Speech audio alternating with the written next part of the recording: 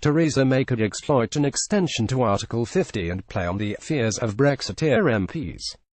Katy Hayward, author of Bordering on Brexit, predicted the Prime Minister could threaten members of the European research group ERG to back a deal or risk no Brexit at all.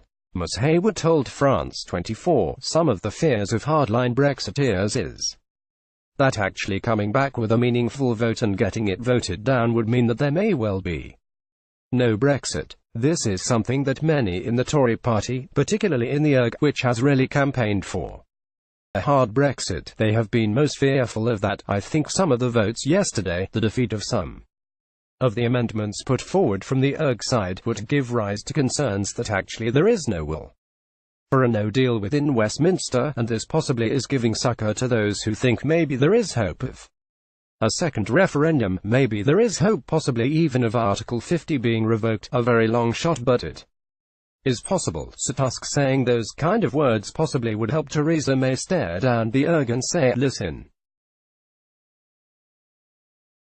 if you don't back my deal maybe we won't be facing Brexit at all. That might change the dynamic somewhat. Brexit news.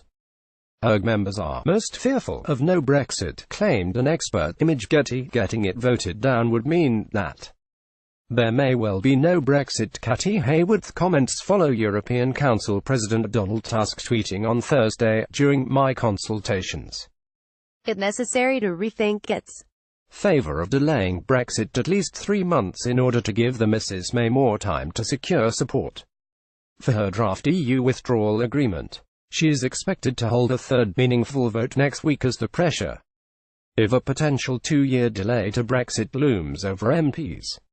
She could even hold a fourth vote immediately after the European Council summit on March 21 to 22, which is where EU leaders will spend hours mulling over their demands for a Brexit delay. An EU diplomat said, leaders will push Mrs. May towards a longer delay because a short technical extension isn't the answer for the political questions that need to be resolved. Brussels will not demand any concessions from Britain apart from reassurances that EU elections will be held in the country. If Britain refuses to take part, there will likely be some veto mechanism that allows us to end the extension. This will allow us to solely place the blame on the British government for no deal.